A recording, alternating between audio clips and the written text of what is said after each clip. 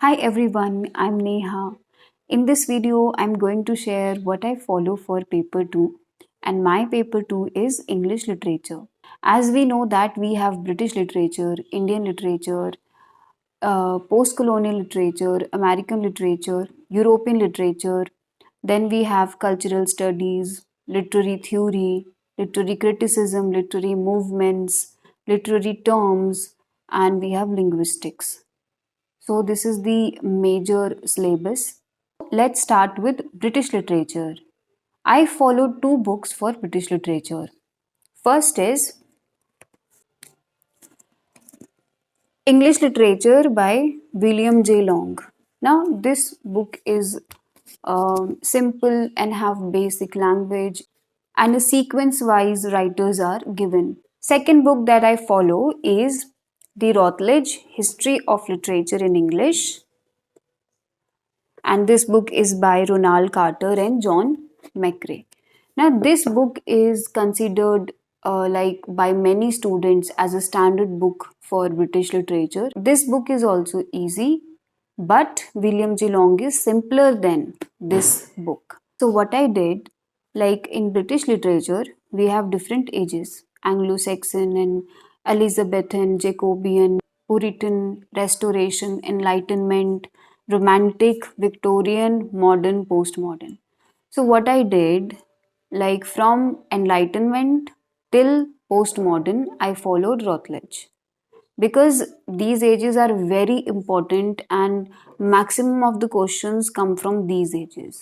Now rest Elizabethan, Anglo-Saxon, Norman and Jacobean, Puritan, Restoration I followed from William J. Long because these ages are not that important. I mean to say that not a lot of questions have been asked from these ages, but definitely we cannot skip these ages. So I read these ages from William J. Long. The next important part of the syllabus is literary theory, and I followed this book for literary theory. And this book is Contemporary Literary and Cultural Theory by Pramod K. Nair. Now, this book is also for cultural studies. So, you can follow this book for literary theory and cultural studies. And according to me, this book is really good. For literary criticism, I followed B. Prasad, An Introduction to English Criticism. So, this book is enough for criticism part. Another book that I followed is A Glossary of Literary Terms by M.H. Abrahams. Now, this book acts as a dictionary.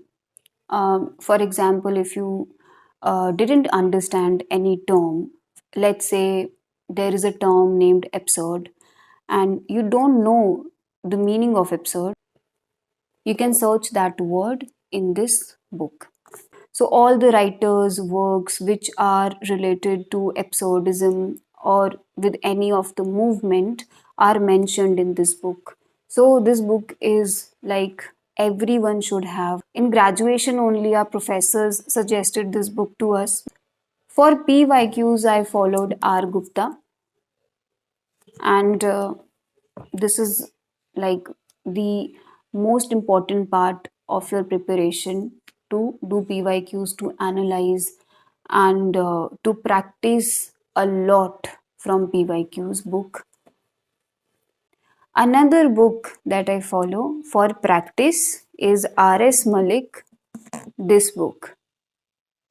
So it's English for UGC NET, JRF and SLET. I don't know what does it mean. This book contains all the ages, literary theory, literary criticism and all other literatures like Indian literature, European and the rest. So this book contains objective type questions with solutions, and this book is really good for practice. So when you finished your preparation, you can practice from this book. So for other literatures like Indian literature, American literature, post-colonial literature and European literature, what I did was that if you know the Arpita Karwa ma'am website, so there's a list of writers are given in the syllabus section. So I wrote down all the major writers from all of these literatures and then search on Google about their major works. And I wrote down important characters and like overview of the story, which are important, not for all. So if you see, you there are only some works which are important, and you have to read those works in depth. Other than that, all other works are like, the questions came from Indian literature are like match the following, and the works which are important, sometimes they give in the statement form, which you have read in depth already.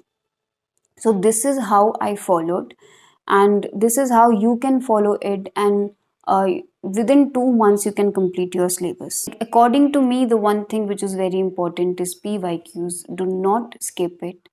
I think start with PYQs and then do your syllabus and finish it, and then practice some mock test. You can also watch my videos in which I have covered some of things like literary movements and some criticism part, some theory part, and some literature part. And I shared my notes in those videos. And so from there, you can also watch how I make my notes. If any one of you says you do not like reading, one thing that I want to say, earlier I also was like that. But one of my friend who clears JRF, that person told me that, reading as a literature student, this should be a habit for all of us. So you have to read. If you say that okay, she only qualified net and now she's suggesting us like for JRF you can follow these books. Actually, these books are suggested by someone who like at very early stage qualified JRF. These books are really good, and totally it depends like how consistent you are, how much serious you are, and how much practice you have done for your exam.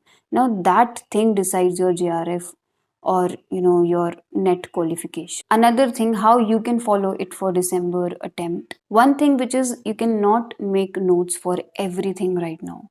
I think the exam is going to be conducted in January, according to me.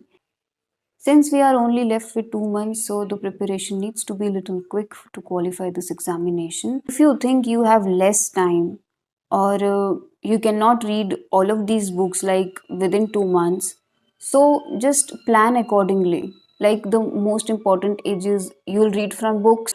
Out of all of these ages, I think romantic, Victorian, modern, postmodern are really very important. These ages you will read in depth. Other ages, like, you will read but not in that much depth. And I have seen some videos in which they are talking about negative marking and limited attempts. So let's hope that our examination uh, should be held like in a normal way, which it used to be. They are comparing this exam to UPSC. I don't think both exams have any match.